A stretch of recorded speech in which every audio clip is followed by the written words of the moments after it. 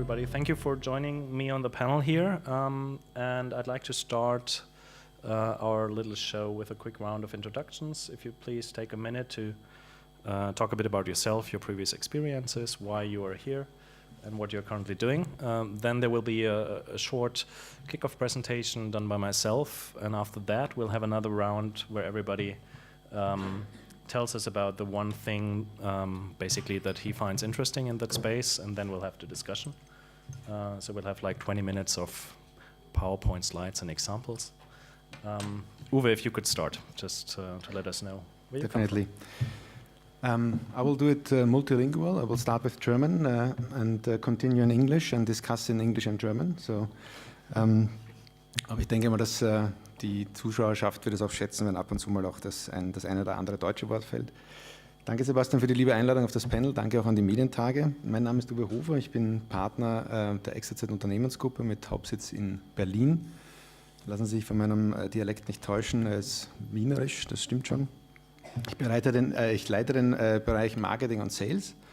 Wir sind Spezialanbieter im Bereich Multiscreen-Applikationen, bedeutet Web, bedeutet Mobile, bedeutet aber auch OTT und haben das ganz speziell auf Medien- und Entertainment-Unternehmen ausgerichtet.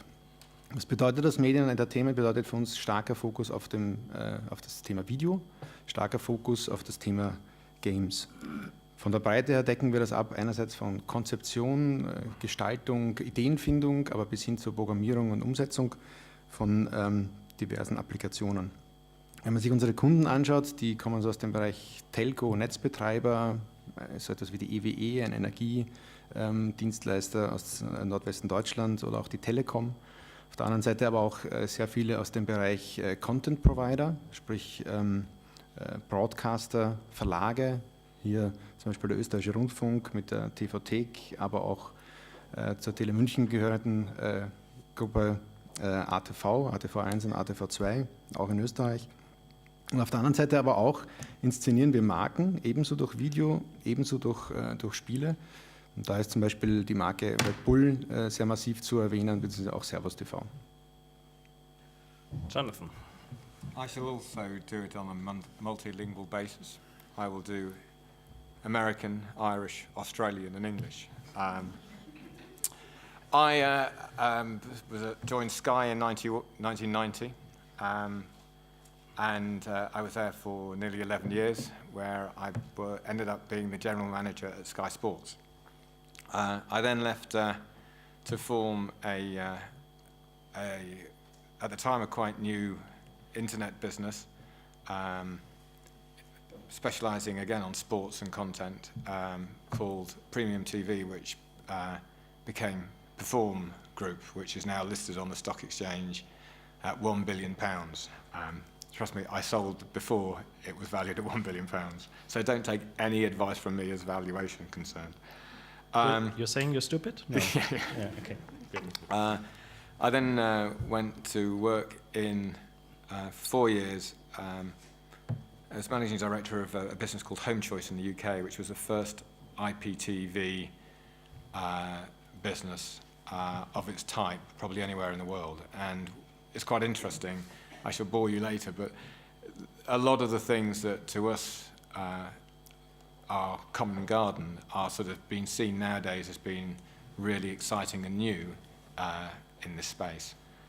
I am now a media entrepreneur, whatever that means, and with a particular interest in what the world and the TV business in particular is going to do with all the data that is now being collected on connected devices. I look and see an incredibly successful ecosystem where people really understand the consumer on the online world, and I'm not sure I see the same pace of change that is probably going to be needed in many of the broadcast world. Alessandro, Thank you. Differently from my fellow panelists, I will do my presentation only in one language, but that's going to be Italian, so I will make sure no one understands what I'm talking about. Give it a try. Yeah, exactly. So I guess I'm here because I spent most of my career in video on demand, on the business side of video on demand operations. So in a similar fashion to John, I was managing in the mid-2000 one of the IPTV pioneers, a company called Fastweb, active in Italy. And that went on until 2008, more or less. So started negotiating the first video-on-demand deals back in 2001, ran the IPTV unit until 2008, and then started the consultancy that I'm working with today on Cubed. And what we typically do, we typically help pay TV operators on a number of issues, normally either improving, hopefully improving their offer and services and improving the way they sell them to their prospect customers or to their existing customer base. And then focusing also on video on demand and over-the-top projects. So I guess one of the reasons that I'm here, there might be others, but one of the reasons that I'm here is that I've been sitting on the negotiation table several times between pay TV operators and TV device manufacturers. Sometimes on the side of pay TV as a consultant to them, and sometimes on the side of device manufacturers, having worked for Philips, Sharp, LG, and Panasonic on certain negotiations. So I guess that's it. Over to Lars, the Munich incumbent. Yeah, I do my introduction also in German, so I can speak faster and steal a minute for my presentation later. Ja, Lars Friedrichs, ich bin Director Teletext, HbbTV und ATX bei der ProSieben Sat.1 Digital. Die ProSieben Sat.1 Digital ist die Multimedia-Firma der ProSieben Sat.1, die man wahrscheinlich nicht vorstellen muss. Wir kümmern uns um alles, was eben sozusagen diese neuen Medien sind, wobei ich aus einem nahezu alten Medium komme. Ich mache schon relativ lange das Thema Teletext, was ja gefühlt fast so alt ist wie Fernsehen an sich. Und hatte auch das zweifelhafte Vergnügen, an solchen Innovationen wie MHP oder auch Bluecom mitarbeiten zu dürfen, die alle irgendwo verschwunden sind. Und deswegen freut es mich umso mehr, dass ich auch an dem Thema HbbTV maßgeblich mitarbeiten darf. Betty ausgelassen? Oh Gott.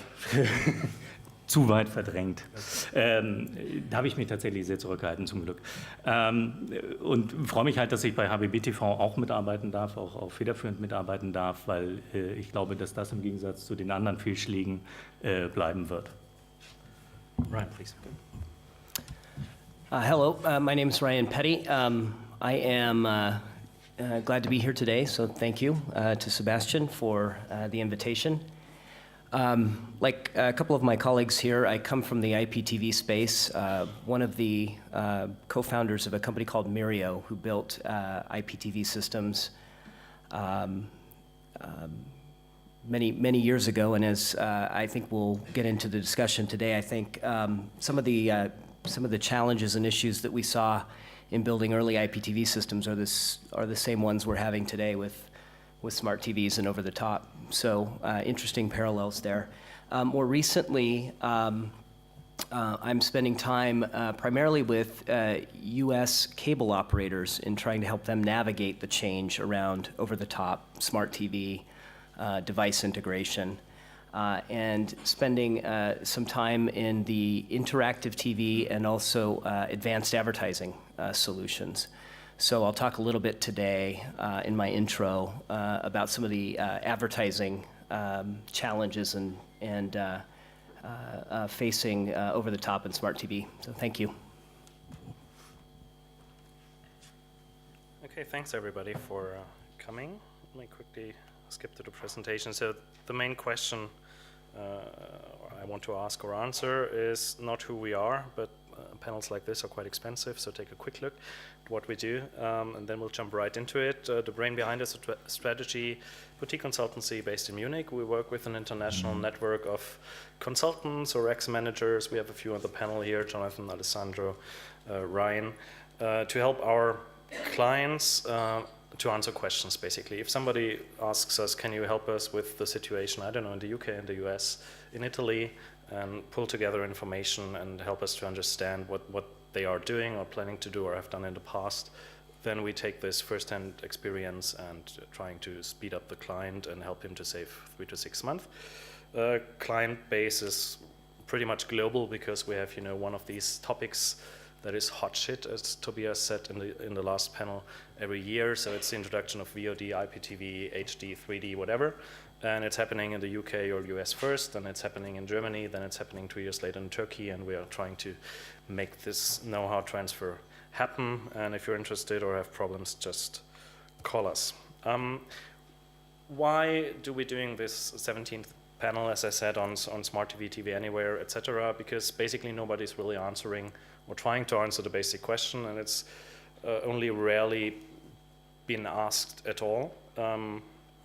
There are so many new services out there, so it's getting even tricky for clever consultants to keep the eye everywhere and really understand what's going on. But basically, everybody is nowadays trying to become a platform. But not too many of them, at least not too many of the new solutions really will have a chance to survive. Lars was just mentioning some of the technologies that were there pretty much too early. IPTV is also, I would say, a word that you should not mention too often these days. Interim technologies.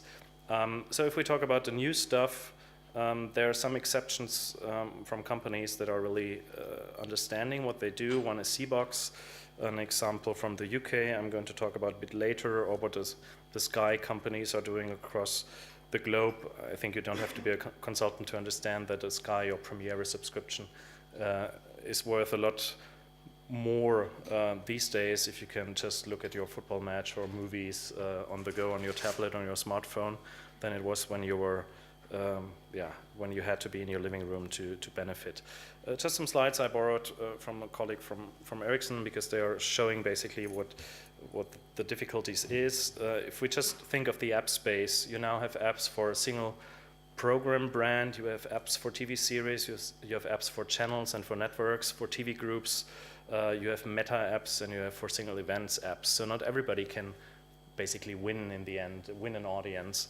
And the question is it automatically gravitating towards the big brands that have been there forever, like Jonathan, after having built up Sky Sports? You can see some apps here, I'm sure, coming from Sky in the sports space. Or do newcomers really have a chance?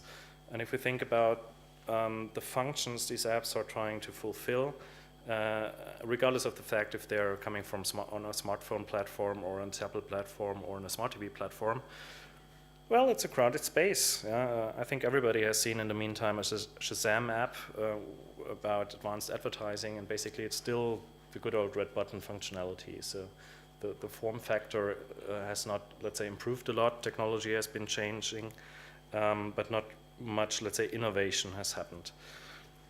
So basically what we have is broadcasters, platform operators, consumer electronics manufacturers with their network-enabled devices, and various startups that are trying to fill that space. But not everybody can win a big piece of the pie, and especially since there's still a lack of business models.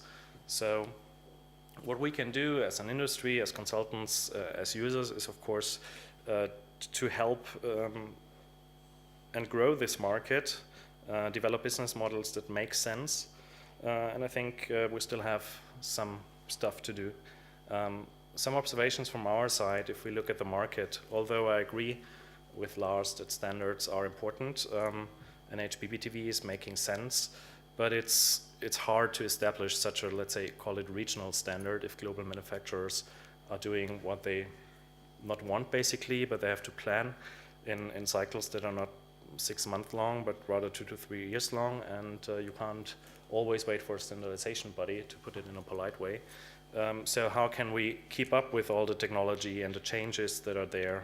And it's terribly complicated and expensive already to maintain and update an application if we have it. Many operators, although they are potentially the biggest winners in my opinion, because they can just add value to a subscription for a pay TV service, are slow with innovation. Just think of German cable and the progress it has made over the past 10 years. It takes time, especially if you have a legacy technology or set-top box population out there, and if you're unsure about the meaning of all these new business models and opportunities. Broadcasters, although they can only win by expanding their, let's say, inventory or the applications they might derive from programs, especially in Germany, are not much more interested, but maybe stuck in media politics. And of course, there's the ongoing debate about net neutrality and everything that is kind of hindering innovation and straightforward development.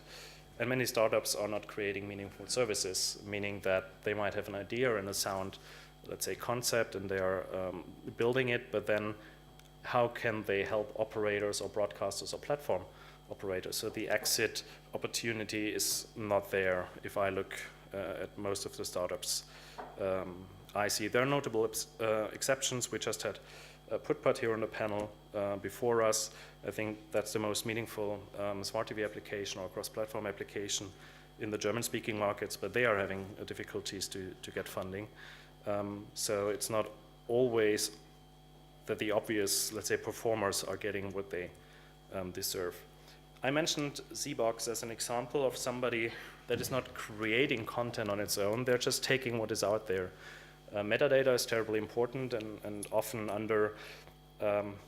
not overrated, but underestimated. So they just take the metadata that is there, they put it in a clever system, matchmaking system, and are providing the enhanced TV experience that we've been, let's say, looking for a long time at. And if you look at their business model, they're providing space to the broadcasters. On the left-hand side, they have an affiliate sales model for apps and media, so context-sensitive recommendations, so they can kickbacks from all the app stores, from Amazon, etc. They have, and that's a very clever idea, and that's why I mentioned it, basically they've turned metadata into a navigation paradigm. So if you are watching a documentary and you are terribly excited about the ice bears at the polar or the Pacific, it will not only provide you content from Wikipedia, but also suggest related media. It will list all the metadata that are linked to that topic, not only actors, but as I said, also geographic locations such as the Pacific. And there's, of course, room for sponsored advertising tags. So there's an advertising model. They are opening up to the social media space, Facebook connected, etc. Plus, of course, Jonathan was mentioning it, it will be the big topic next year. Big data, what can we do with all the usage data, especially we get? And Lars can maybe elaborate a bit later on the usage data that has been there in the teletext space for many years. So there is some experience, but both the metadata and the big data side of things are not in perfect shape at many organizations we look at. So in our view, device manufacturers are still struggling, slow in adapting their business models. So we have seen the walled garden beginning, which was not very promising. And now we are seeing, for example, Samsung, just to name one player, or the biggest player on this market. They've showcased at IBC this integration of TeliaSonera's IPTV platform from the Nordics. And the interesting thing is, if you buy a TV and set it up at your home and it detects that you are a TeliaSonera broadband customer, then you get a push message, do you want to install the TeliaSonera app?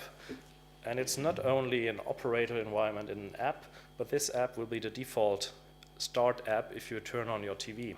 So it means you have a Samsung TV, you switch it on, over the top, you land in the operator environment, and only if you want to go to some different apps, you press the Smart Hub button, and you end up in the thing that we call the Smart TV world. So manufacturers are realizing that, well, the open horizontal app market is nice, but there's not really a clear-cut business model, so the money is to be made with operators. Broadcasters, as I said, they have, I think, more opportunities than threats in this space, but it takes a while. It's not easy to launch all these applications if you don't have teams in-house. So I'm doing a lot of apps for ServusTV and Red Bull Media House as a consultant. And yeah, it's a painful process, not only on the production side, but also on the contractual side to get everything up and running. So yeah, we need to speed it up a bit. Platform operators, in my personal view, are in a very good position because they can provide more value for money by just launching new stuff. but that's just a screenshot of Comcast's Xfinity iPad app in the States. Not all of them are, let's say, really embraced by customer because you can still launch lousy interfaces or make mistakes in other areas. And then we have the new entrants. Some of them have become quite popular, like Netflix, but most of them will struggle. And even an app like Voodoo that has had the best user interface in that space maybe for the last 3 to 4 years, they've been acquired by Walmart. When was it, like 3 years ago? And they've only become smaller after instead of bigger. So I don't know what the problem is, but just to name an example that a very good looking and well thought about application cannot break through even if you could accept it. And just the example of Netflix, they were really going for the long tail opportunity, and they made clever content deals in the beginning. They were the first to really exploit the OTT opportunities. Their customer base is now bigger than Comcast's customer base in the US, so they have around 25 million customers. But they made not only management errors last year, but when Hollywood realized that this model is flying, of course the content deals got a whole lot more expensive, and it's difficult to refinance such a thing afterwards. The next step was to internationalize, and here you can see the share price really going down, being hammered, although launches in Canada and the UK were quite successful, but they will not be able to make the money they made in the US in these markets. And if they ever should think about coming to Germany, I hope they don't do it. Yeah, they will only lose money, basically. But last week they launched in Scandinavia, and you see the share price to the right-hand side of Modern Times Group, the leading pay TV operator in the Scandinavian space. They lowered VOD prices the day after Netflix launched, but still shares just went down by 10%. So not only newcomers are facing problems, also the incumbents if they are too slow, as I said. So, and that's what I want to talk about, the war between the platform. It's not really a war, but it's at least a very strategic discussion. Now, gentlemen, I'd like everybody of you to talk about the thing that he has seen as particularly interesting. Wants to start, right?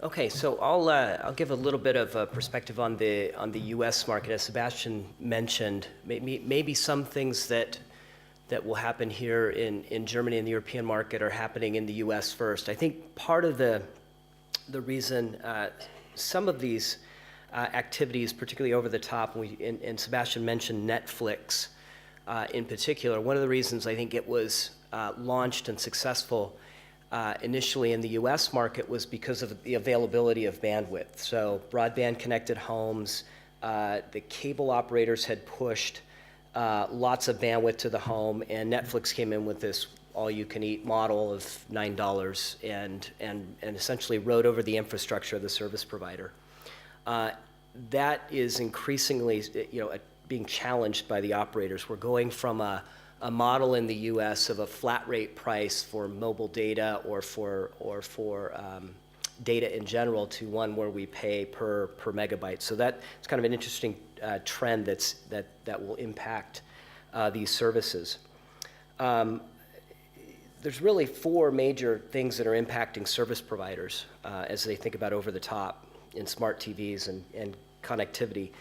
The social element, we touched on a little bit, or we talked about the data aspect of that. So there's a push by Facebook, Twitter, and others to really capture the data, understand how people are interacting with television, what they're watching, and to monetize that. So there's pressure from the social side. I mentioned bandwidth, this proliferation of devices, and how to deal with that. This is a new phenomenon for service providers. Service providers before would have a set-top box or another device that they could control the software version and the user experience, and now that is opened up to companies like Apple and Samsung and Google, who are dominating that front-end experience. And then, of course, commerce. Just some interesting notes on commerce and how powerful that is, and what an incentive it is in the race to try to make the market here. The number 2 television network in the U.S. by revenue is a channel called QVC. Most people don't know this, but by revenue, they're the number 2 provider. So we look at, so the next point really is advertising is really the engine that drives television. And so far, television advertising is continuing to be very strong, particularly in the US market. The reason for that is it's easy to measure. There's new experimentation with advanced advertising. And we're seeing a prioritization of ad spending on these digital platforms and away from traditional print and other media. So in the transition to a TV everywhere world, there's really 7, I think, domains that need to be reconciled. So there's TV, there's DVR, VOD, there's the front-end user experience, and then devices like tablets, smartphones, and smart TVs. The challenge to a successful transition is just in that existing business model that is developed around television, right? Advertisers do media buys based on the programming that the viewers are watching, and they use that program as a surrogate for hitting a desired target audience. Audience measurement is a well understood activity. We may not all agree with how it's measured or the methodologies, but it's well understood and accepted by advertisers. Today, multi-domain media buys are not possible. I can't buy TV, mobile, smart TV. In fact, if I want to buy smart TV advertising, today you almost have to go to every individual set manufacturer to do that. So it's very complex. And there's really no way to measure the effectiveness of that advertising. And so there are some early companies like Bluefin and Trender and Nielsen that are trying to make that work better. So doing it well. My example here is a company called NextGuide. What's interesting about NextGuide is that they're trying to bridge the gap between service provider video or traditional satellite or cable delivered video and OTT content. And so they provide a guide that works across all the services, whether it's Apple or Netflix or your cable operator, and they bring all of this information together. They connect it to your social networks so you can see what your friends are watching. And the one thing I think they're missing, the one challenge they still have, is I can't control my TV through this. So I can use it as a way to find content, but I can't use it to control what I'm watching on the television set. So it will happen if we have universal remote control application. That's right. Okay. So that's my presentation. Thanks. Over to Lars. Thanks.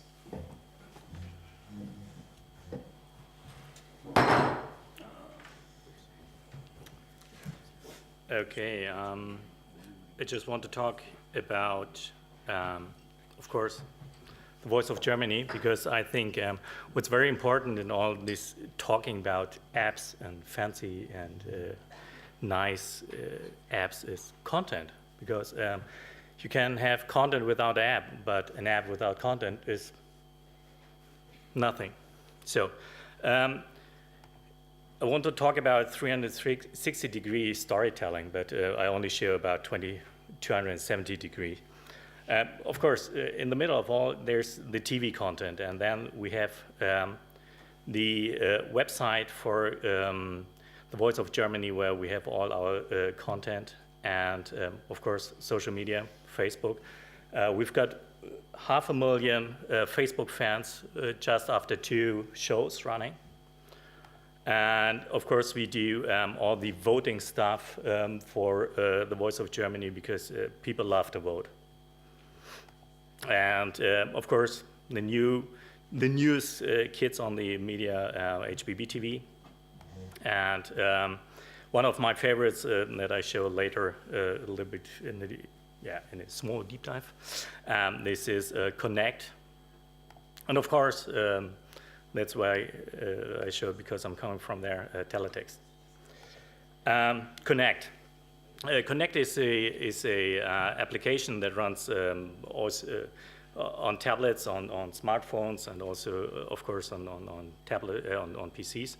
And it's connecting the people to the show during the show. So you see the live show and can discuss with your friends, and there are polls and additional content for this show, especially during the live shows.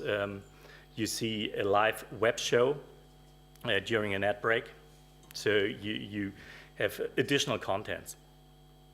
And this one I love very much. This is join the team. So you can support your favorite coach, and you choose your coach and listen to all the blind auditions before they got on TV, and say, okay, I would take this one and put it to my team, and then you earn points if the coach says, yeah, I would take this one. And it's great because you have the same experience like the coaches. You don't see, you only hear the voices, and this application runs before the show starts, so it's great because you have the experience of the Voice of Germany just before the show starts. And last but not least, HbbTV, because it's great that you have all this stuff on your first screen, and you can watch the show while watching also a Twitter feed or the picture galleries and all that news around the talents, because normally you want to know, okay, who's that guy and where is he from and how old is he? So you have all this with one click. And it's also great for integration of partners, like the Twitter feed, where we have, this is a picture of an HTC smartphone that is on top of the TV signal, and there the Twitter feed is running through. And so I hurried really up. Thanks a lot, Lars. I'm not really disappointed that we brought an example of ProSiebenSat.1 Group, because it's quite recent and so hot shit, to quote it again. One question before Alessandro takes over. Jonathan was talking about the challenge to digest all the usage data, user data you're getting now. Would you say that ProSiebenSat.1 is in a good position in terms of, CRMing all the data, or is there still a lot to do? There's still a lot to do. Okay. But we're on a good way, but there's still a lot to do. Okay. Alessandro.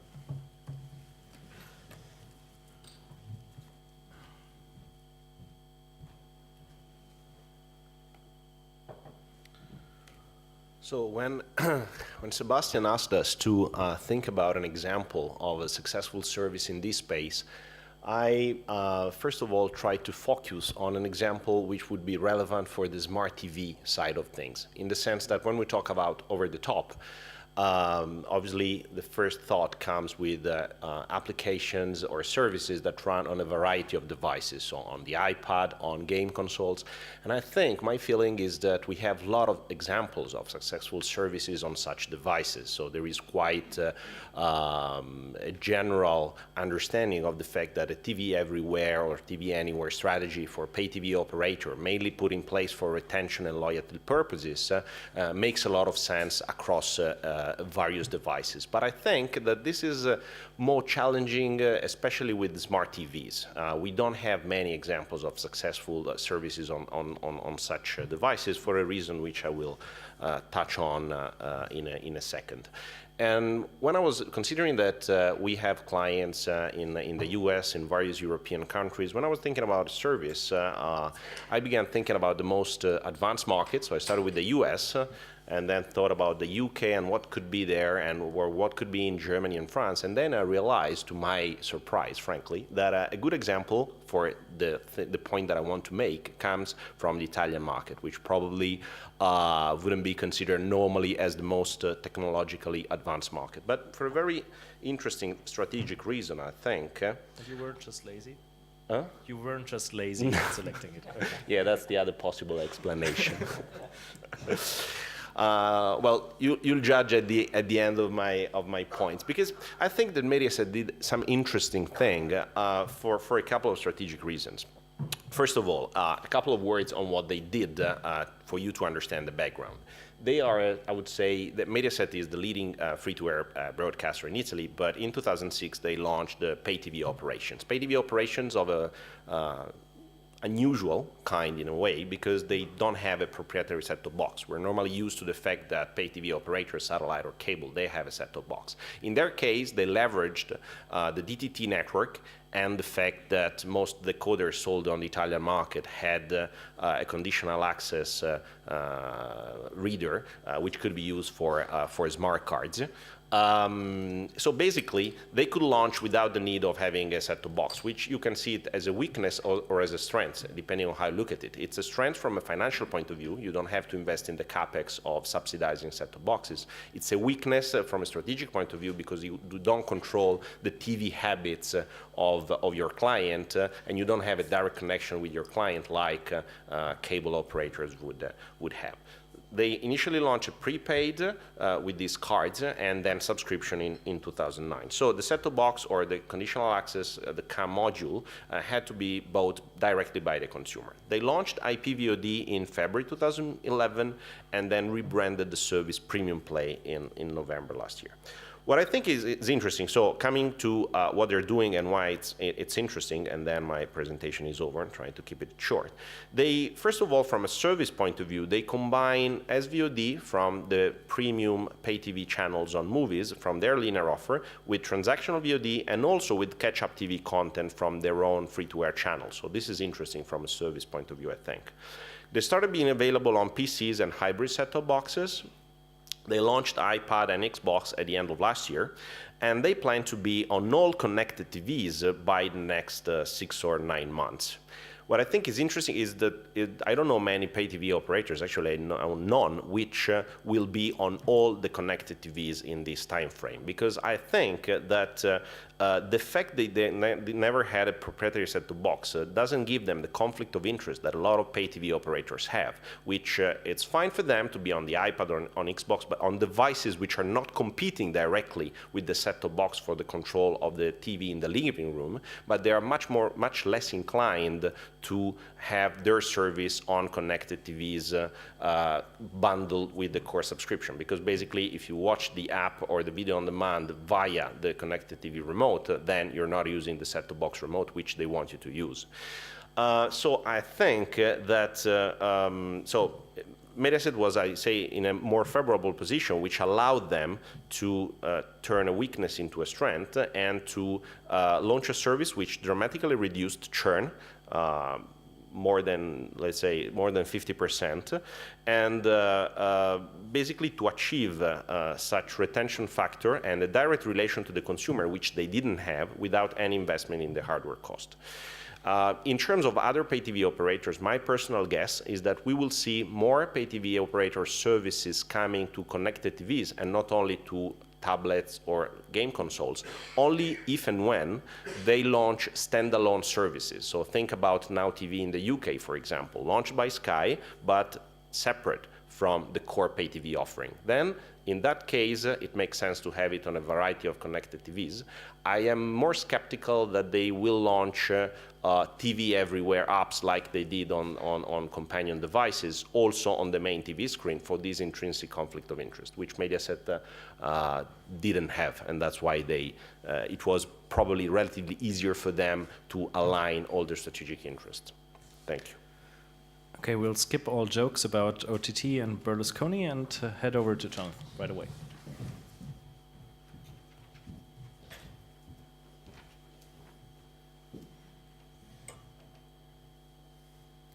I'm sorry that Germany was also subjected to The Voice. Ruined our household for a good 6 weeks, 8 weeks. No, it's a great show, just as long as you don't have to watch it. Yeah, I guess my two themes are I am very broadcast-centric. Hopefully not just by upbringing, but also it's the way I see the world. Equally, I am incredibly consumer-centric. And I think, with the greatest respect to many TV operators around the world, is that very often Broadcasters seem to fight amongst broadcasters, platforms can fight amongst platforms, and quite often to the detriment of the consumer. And it's fine when you've got a sort of a monopoly or a duopoly. But in this world that moves so fast, I think those that continue the sort of fighting in their own backyard, not that I'm sure it happens in Germany, but it's certainly happened in the UK for a long time with the two commercial channels. If it goes on too long, then you suffer greatly. So I'm broadcast-centric. I'm a real believer in the PVR. Just out of interest, who here still believes in the PVR? Put your hand up. There's a few of you either awake or think, no, but I like being in control. In PVR. Sorry? In PVR. But I love the fact that I can still control things. And I've spent a lot of time with some really, really smart West Coast American new entrants to the TV market. And I think they all underestimate, in my view, the power of the PVR. I think that the use of the tablet, I have 3 kids. And when they're not watching The Voice, what they all do is they sit, literally, because they're very spoilt, we all have a tablet each. And the reason is to understand how they interact. It's not just spoiltness. But they really do, and I'll come back to this in a moment, sit and watch their television. And at the same time, they're sometimes watching another television on the same thing or playing games. I mean, to me, it astonishes me how they behave. And I don't think that factor is going away. So the tablet guys is here to stay, and the smart guys that use it well, I think it's a really vital factor going forward. The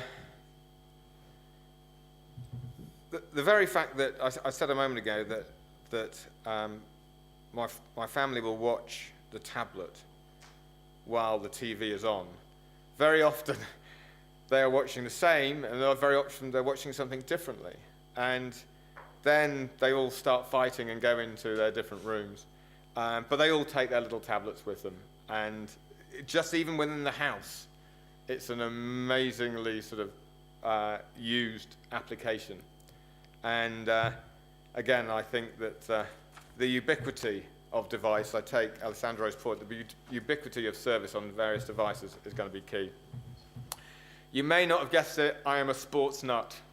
And one of the great things of the applications is immersing us deeper. I think that all service providers, when they have and obviously pay TV, as Sky Germany, Sky Deutschland will be doing, the core is sports. It's the one thing that is not readily substitutable. In fact, I don't think it's substitutable at all. And I think for that reason, it is something that every operator who wants to remain in this smart world and the enhanced world has to grow and grow. Those are 3 examples from Sky in the UK, and I don't work there any longer, but without doubt, in my view, they are the best operator I have seen anywhere in the world. And I've worked in Asia, I've worked in Australia, I've worked in America, I've never worked in Germany. But they are, I just think, tremendous at what they do. This is another satellite company called FreeSat, which is an HBB. They use HBB. They've got about 1 million homes. They are Skylight. You know, if you're not a sports junkie, they want you to take the free service. And I think they do a really, really good job. This is rendered for people who want to be bored even further by HTML5. And I think they're one of the first HbbTV people who actually are using HTML5. The point on this is a backward EPG. I think everyone should do it. I think it works. It's simple. It's broadcast-centric again. I think it's really effective. The curation point, you can argue forever on the curation, but a lot of TV viewers are lazy. This is 6 shows that you can watch tonight.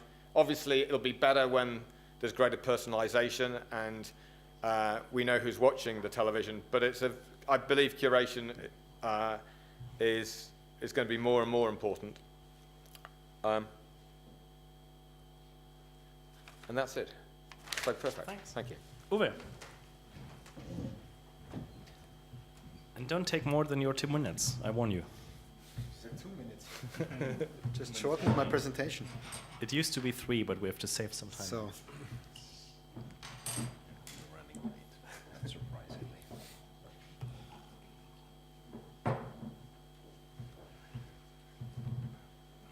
ich muss zugeben, ich halte mich nicht so ganz an das, was du vorgegeben hast, aber das bist du ja durchaus gewohnt von mir. Ich werde es trotzdem versuchen, spannend zu machen.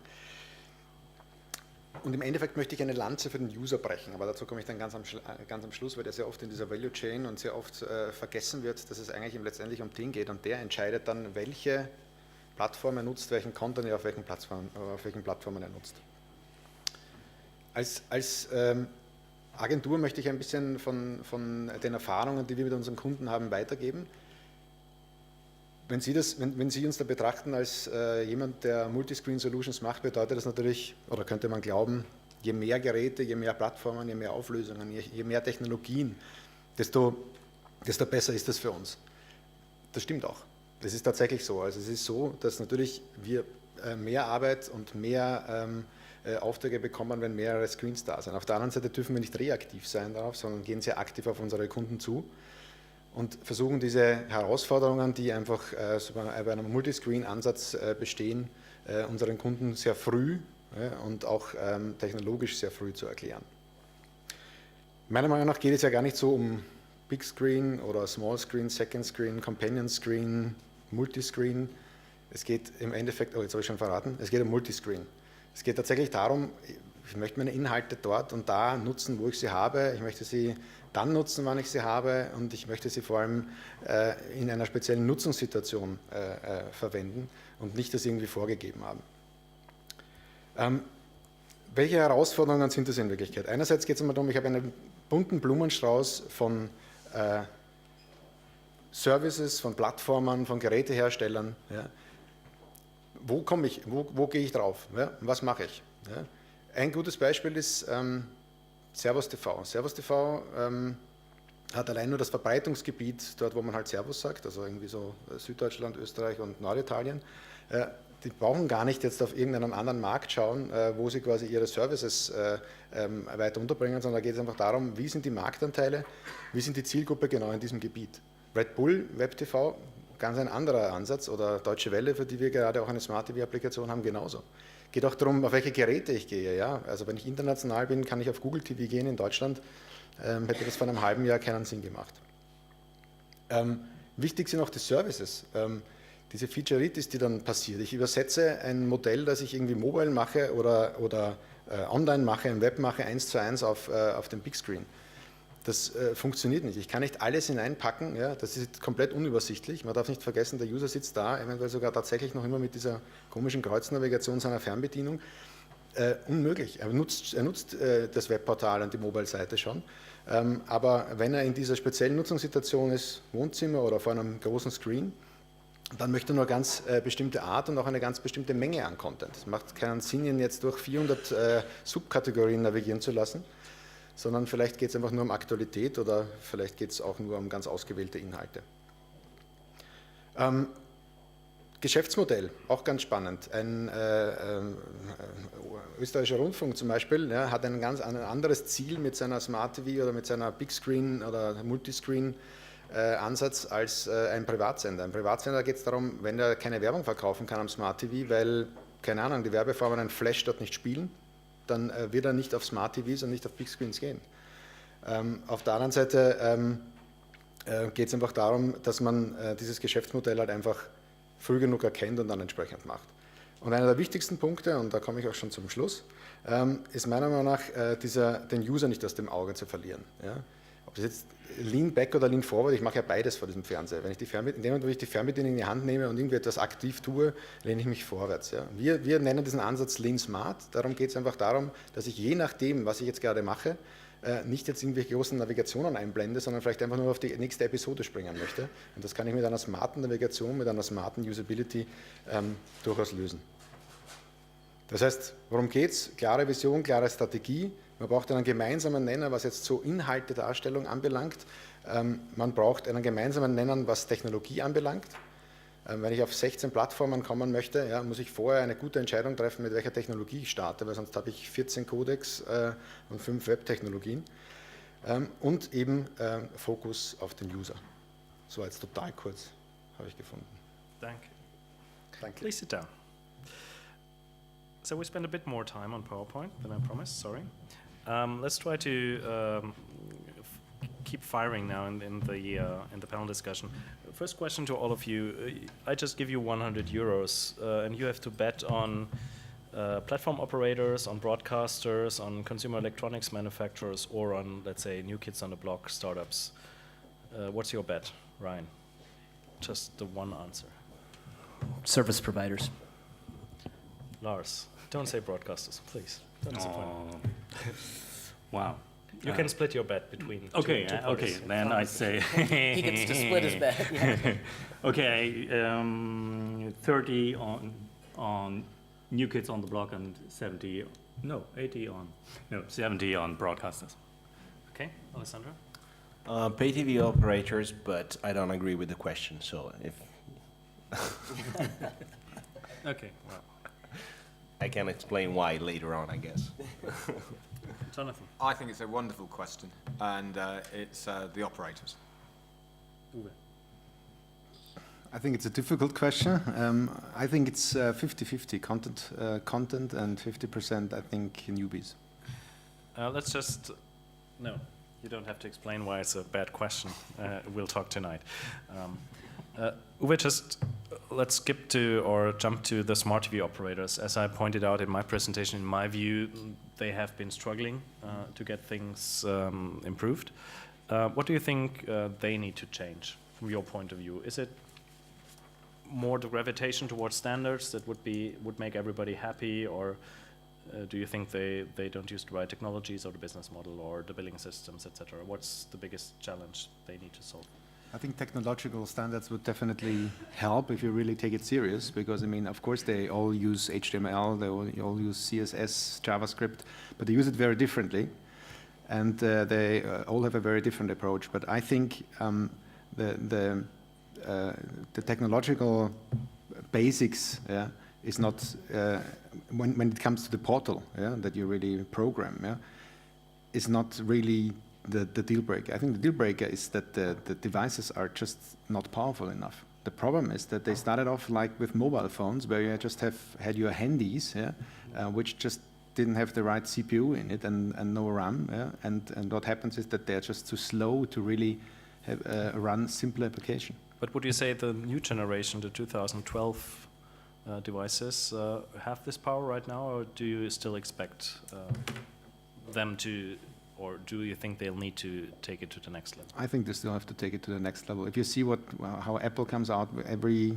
I don't know, 2 months with new products that are just stronger, I think they just, TVs, yeah, just have to be much earlier with higher and stronger technology. Okay, Jonathan, your point of view. I don't think it is a technological thing, in the sense that I've got 2 smart TVs in my house. If I go around the family, we've got 6 brothers, honestly, lots of smart TVs. You know, they make great TVs, but I don't think they understand the customer, and I don't think they've tried to understand the customer. No offense to anybody out there who works at smart TV. So I think, you know, in the nicest way, I think the culture's wrong.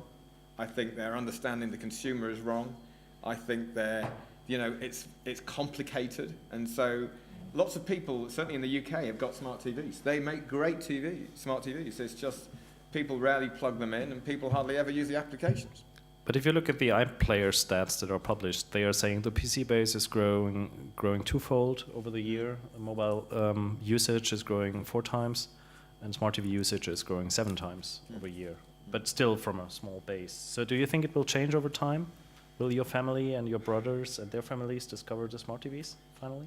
Well, no, I'm sure I'm sure they shall. I mean, the one point about technology in the UK, they say at the moment, is, for example, the iPlayer, which is a brilliant application, is that there needs to be a new firmware release. So you get your Smart TV, and if you want to use it, if they've updated the firmware, then you have, and that's just, you know, people who want to watch the TV don't want that. So, but they, you know, they'll get there. But you know, they need to partner well. They need to employ different people. They need to have a different mindset, and they need to go quickly because their model is changing. So you're taking job offers from Korea? No, I mean, I think that, I do genuinely. I'm not just saying there's only Samsung. They are very, very smart, but it is turning around a tanker. It really, really is. Their planning cycles are like, you know, are the total antithesis of anybody that's coming from a web basis. I mean, it really is. Their planning cycles take forever, and that's a real handicap to them. Alessandro, was it a good question for you? Yeah, well, unfortunately, considering that panels are funnier when people disagree, I have to fully agree with John, so that's unfortunate. But I can add something more on this. I mean, I think that the key problem lies at a very fundamental level, that at the beginning, smart TV manufacturers didn't really clarify why they are into this business, first of all. I mean, you always have to keep in mind the fundamental question. Are we doing this because it's trendy, or are we doing this why? And the reason, at the beginning, they thought, well, pay TV market is a huge market. If we only can take a small 10% or 20% rev share slide of that, we're going to have a new revenue stream. And that proved completely wrong. They realized it over time that that's not realistic, at least that you can get any significant rev share from those who have really premium content, like the broadcasters and the pay TV operators. So now they're changing. And the other thing is that the App Store model, which they thought could be perfect for TV, didn't prove so perfect for TV. So now I think that they, to say it nicely. So I think that now they are revising the strategy, but I'm not really sure that they know what the end game is going to be, because what are they achieving with this? Let's assume for a second that they succeed, that they really manage to have cool services on board. Then maybe they will achieve a brand loyalty, in the sense that if you like the services you have on your LG TV set, maybe when you change it, you are more likely to buy another LG TV set because you like the services they had on board. But Claudia is smiling from LG now. Yeah, okay. But paradoxically, I mean, one thing that I was thinking, I don't know whether anyone has an idea on this, but paradoxically, they could also be a victim of this success, because if the services keep on improving on the same platform, let's imagine you have these cool services, and then every day you have a new service on top of your TV, maybe you don't want to go through the hassle of changing the TV set at some point and having to go through the installation process again. So if it works, if it doesn't work, it doesn't bring you any money or any value. If it works very well, then maybe the product cycle of the TV set gets longer than it was traditionally. So I don't know at the end. Lars, if we talk about teletext for a second, you know, in my opinion, because Alessandro asked why are they doing it in the first place, in my opinion, some of the device manufacturers wanted to get a piece of the pie that they didn't get in the teletext business. It helped them to earn a bit of money at the beginning, and then all the money stayed with the teletext operators. Do you think this greed to get a pie is a misconception, as Alessandro put it, or what would they need to change, sitting on the other side of the table from you? Yeah, I agree with Alessandro that the manufacturer thought, okay, we do the Apple thing, and we have an app store and we all get rich, and then everything is okay. And then they realized, okay, an app store on a TV set is not working like an app store on a mobile phone, because most of the apps are totally useless on a TV set. I mean, smartphone apps are there because you are on the road and you want to know where the next restaurant is. My TV set is in my living room, and I know where the next fridge is. It's around the corner. So I don't know these apps. And yeah, of course, they thought that could be a great business model, but I believe that now they are realizing it's not working, and because also the content providers, they say, they've learned from mobile that it's really a pain to produce an app for iOS and for Android 2.3 and 4. Whatever. And so these are only two big players, but then on the smart TV market, there are 10 players, but you can't afford to produce 10 apps. So I think right now there's something going on in the right direction that I think LG and Philips, or TP Vision, called formerly known as Philips, and Sharp, they building the Smart TV Alliance because they realize they can't establish their own app stores, and also they are not they can't handle all these content producers or app producers. This is not their model, and this is not their business case. And I think they now realize they have to build up alliances to have any chance. Okay, thanks. Slightly different question to you, Ryan. If you look at the smart TV space in the US, you're not really, let's say, ahead, but you had players like Yahoo who were trying to break in. What went wrong? And what's the state of the smart TV market in the US? Yeah, so what went wrong? Google TV as well. Google, Yahoo, they've all made a play there. So I think fundamentally, and just building on what the other panelists have said, right, the U.S. market's no different, the alignment of business models, right? So smart TV producers, their objectives in building smart TVs is to differentiate their panels, right? Broadcasters have different motivations moving into this market. Service providers are trying to protect their subscriber base. So business models are not aligned at this time, and I think that's the biggest challenge to overcome. There's certainly technological challenges and things like trying to build one app and have it work across many different platforms, and certainly those challenges will need to be solved, and over time I think they will. But when you look at the TV business today, there's an alignment between broadcasters and service providers and advertisers and consumers so that it's a working business overall. And in this new space, we don't have that yet. We don't have that alignment. Okay, let's jump to the challenges of making devices or applications work on all these devices. We have had in this early TV anywhere over the top smart TV market with two kind of middlemen. One were guys, consultants or agencies helping on the contractual side of things, aggregating services and making the walled gardens work. Personally, I think, not because I'm a consultant, but I think it's kind of superfluous. The companies need to do it themselves or they will not succeed. Then we have the technology challenge, and we had agencies in that space so far. I just want to ask you, do you think that the editorial challenge should be insourced, or can externals do it? And do you need to have the technology management in-house, or should it be outsourced? Oh, okay. So if you are a broadcaster or a new kid on the block that wants to launch and maintain applications. Yeah, it's a great question, and it's one that, I think service providers are facing this, broadcasters are facing this, and it goes to an earlier point about the product life cycles, the differences between what happens on the web versus what it takes to build a television set. So I do think there are external agencies and consultancies and development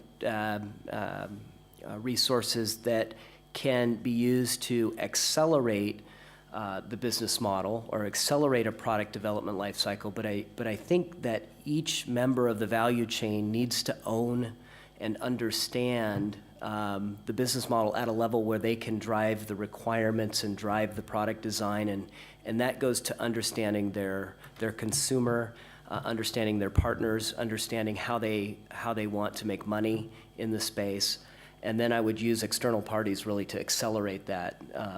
But I think anybody that doesn't understand fundamentally their business objectives and the requirements that come from those business objectives is gonna lose. It's gonna be dead. Lars, in your opinion, you have, let's say, the editorial control in-house anyway. How will you handle technology? Half-half, or?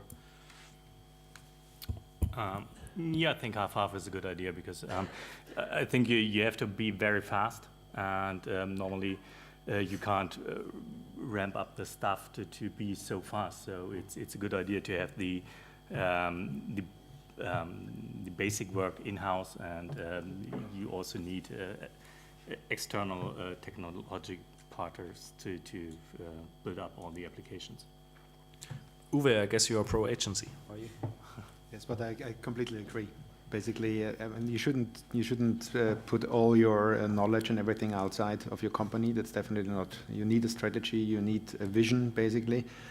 But for purpose of acceleration, I think it's just necessary to get some experts from outside as well. Not only speed, but also I think knowledge, maybe market knowledge as well. Alessandro. Yeah, Being a consultant in this I think we, I mean, I'm in a conflict of interest as much as Uwe, considering that we work not on the technology, but on the business development side for some of these manufacturers. But I fully agree. I mean, I think it's the usual rule of thumb that if something is mission critical, and I think we agree that this is mission critical for broadcasters and pay TV operators of the sort, then you can definitely use a facilitator at the beginning to speed up things, to leverage on the curve of experience that external players certainly have. But then at some point you definitely have to insource. Jonathan, without hopefully speaking out loud any secrets, you just bought a company because, as you said, you are interested in the big data play. Where do you see the opportunities in big data? So aggregating all the usage data and user behavior and user personal profile data in the multi-screen world. Well, I guess the reason for buying the business was twofold. Number one, and I go back to Sky again, it's a culture full of innovation, but actually a real passion for understanding the consumer in a way that I just haven't seen in many other outfits. And secondly, you know, for example, if I look at some of the normal broadcasters, the free-to-air broadcasters, it's a really new field for them. You know, they haven't needed to understand the consumer's behaviors and attitudes to an extent that a pay television outfit has needed to understand. Yes, they've needed to understand a certain amount for measurement currency for advertisers, but it's a really, really different mindset. And so I think for those people, operators, devices, smart TV manufacturers, who really, really think that they'll be successful if they understand the consumer, then I don't think there is an alternative to doing that properly. And as I think the web has shown us, that, you know, behavioral and attitudinal statistics and data is incredibly important, and I'm sure the TV industry will follow.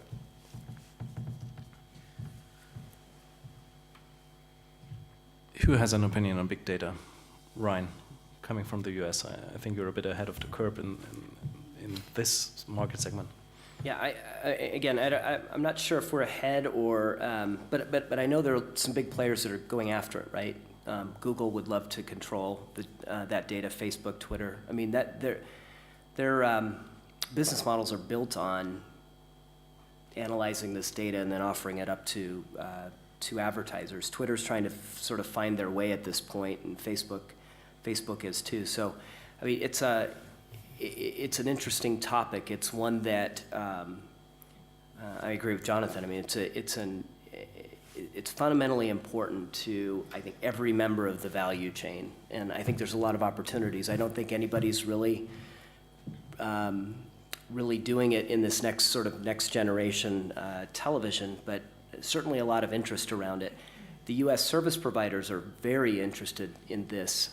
In fact, when you look at their new IP-based offerings, measurement and how do we say it? Data capture is an important element of that. They're not sure what to do with it yet. They're not sure what to do with that data necessarily, but they're capturing it. So. Sebastian, I certainly don't want to monopolize this, but I guess if I can take out one thing that you said, and I think it's right, and this is a great problem, is that you said that they're really interested in the data for the point of view of the advertiser. I guess my starting point for anybody out there, you have to, I think, be interested in the data to understand your customer. From there on, there are great advertising opportunities if you've got scale and things that will happen. and will happen soon in the UK, will be, number one, the advantage to buy in real time. So the difference between whether you've got 3 million people viewing a show or 8 million is hugely important to do what broadcast does best, which is reach mass people at a certain period of time. And then I'm sure at some stage they're selling in a slightly smarter way than reach and frequency, which to me is almost archaic. When we know that the web is using the behavioral and attitudinal and context to so much a greater extent. And then lastly, the thing that gets talked about the most, which I think is the least prescient and the least close in real time, is targeted advertising. I mean, it will come, but I think it's not what's important now, and it's not where the brands are, and it's not in a form of currency. And everyone talks about it, but it is probably, out of three, it is the third least important at the time being. Coming back to Jonathan's statement that it's a new relationship that is about to emerge for the broadcasters, not only watching and understanding the consumer, but maintaining a relationship, be it through vehicles like Maxdome or ProSiebenSat.1 Games in your company. And we've talked about, let's say, closed technology environments or open technology environments. Would you agree that the broadcasters have difficulties to adapt their backend system to these challenges? And although data is critical, that's the reason why external companies will need for help here? Or how are you moving forward? Connect is a good example because you have launched the app now, but I think the backend systems are maybe not capable of digesting everything at this point of time. No, you're right, but we're working hard on this because we know that we have to do it, because I think, and also our CEO knows that it's critical for the future to have our own relationships, and that's I think this is important on all the, in my opinion, in all the CRM talks is the R. I think we need to have a relationship and not the marketing. Yeah, it's coming then. But first you need a relationship, and a good relationship.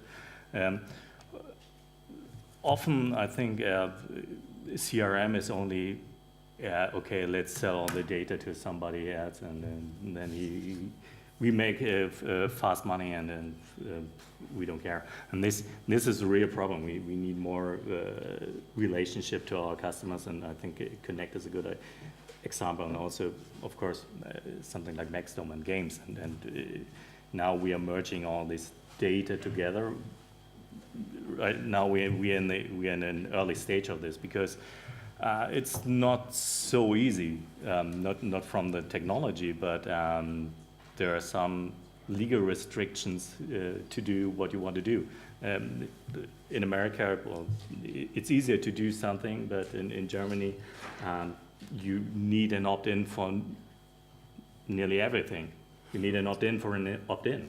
So it takes a while to get all the data together, but we're working very hard on it, because we know that we have to do this. Let's quickly jump to successful services in the space and the importance of user interfaces, only also understanding the customer's, let's say, wishes or desires here. If we look at smart TV usage or over-the-top usage in general, we have YouTube, which is ranking top on most devices. And we have had Netflix, so VOD business, Netflix coming from the US with the Maxdomes of the world, the Mediasets in Italy and other markets. So what's the biggest challenges? What's the biggest challenge here? Because I think user interfaces haven't been, let's say, next generation so far. But to reach the mass market, do you need to be, let's say, in the middle field, not leaning forward too much? So what's the relationship between innovation, a good user experience, and commercial success? Jonathan, if you think of your sports experience, taking a whole league such as the Premier League to the next level, yeah, I think what does it mean for? Yeah, I think I showed you on there the Sky Sports app, which is deep immersion. And there are a few sporting anoraks in the world, of which I'm one.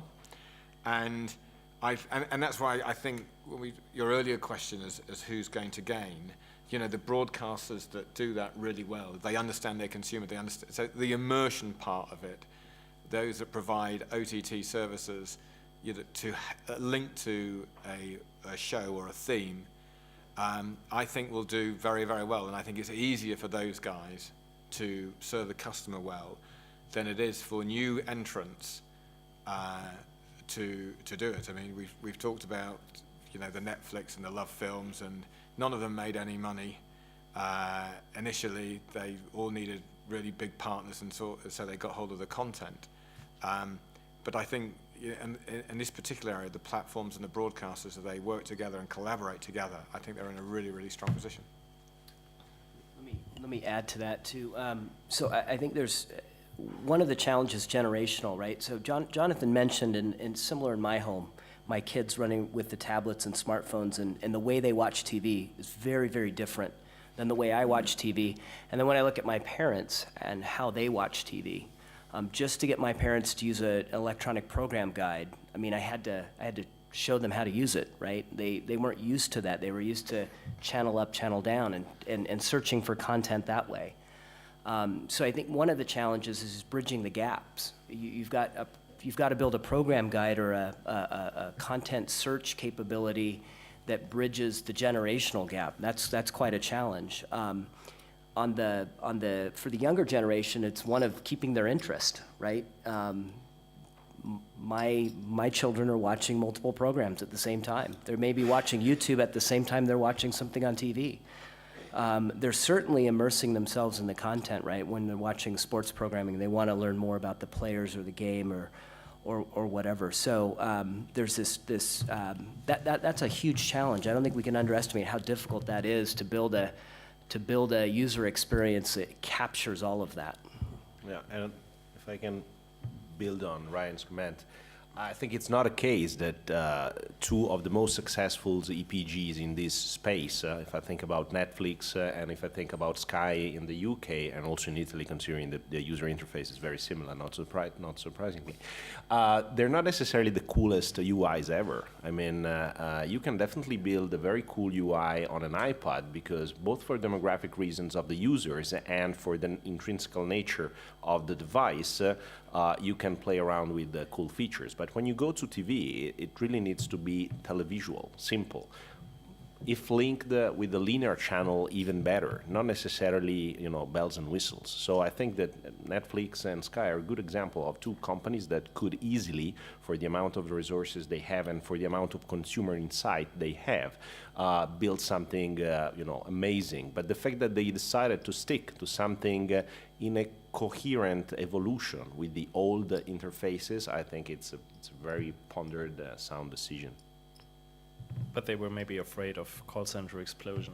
If Sky would change their, let's say, traditional old-fashioned style of the EPG, then they would, of course, face a bit of turmoil. Which still, I mean, again, to the point, in the sense that call center turmoil is bad, not because only you know, because it means that your consumers are not happy in a way. So the idea of having always in mind how to make them happier, or at least not stressed by the things you do, and have them have a better experience rather than worse experiences. Not a bad idea. Uwe, if you think of your customers, do you need to compromise a lot, or can you really develop the user interfaces as an agency that you would like to see out there? Or are customers kind of lagging behind in understanding the multi-screen user interface challenge? That's difficult to answer, of course, because they're all different, of course. But I think a TV set that you operate with your remote control, if you take this, it's such an easy, but such an easy to understand navigation. Yeah, this is much simpler than a mobile app, much simpler than a website. So I think it's easy to explain that less is more, for example. You just have to reduce, yeah? You just have to think of evolution and not revolution. Yeah? And I think it's kind of a consulting attitude that you have to intro there. Okay, I'll keep it in mind. Just one other thing. I do think UIs are going to go through an unbelievable change, because I think there'll be a lot of personalization, and in the same way, I guess the Nokia mobile phone UI I think is great. I think that there will be a lot more personalization in the next, the ability to personalize in the next 2 or 3 years. I think that's great. It's great for the consumer, and it's great for the platform or operator, because they'll actually know, providing they take note of their data, who's watching. So it really is a win-win. I mean, we're just in that period of time where it's standard. Quick question to both of you, Alessandro and Jonathan, because you were talking, or Jonathan was mentioning the personalization of user interfaces. We were betting on the operators to a certain extent. Do you think they will lose a part of their strength if they have to manage to cater different, editorial versions to their customer segments, or do you rather think that's an opportunity? I think that's an opportunity, in the sense that it's something which is very challenging, but I guess they are best positioned to do such a thing in terms of the data they have, in terms of the experience they have, the teams they have internally to manage such a thing. So definitely, if there is someone who can do such a thing, I think it's them. I don't just think it's an opportunity, I think it's a necessity. I am utterly convinced, in the same way as there's people out there at the moment in the younger generation that are saying, hey, the iPhones aren't quite so cool because they can't change their user interface, then I am sure that it's an opportunity.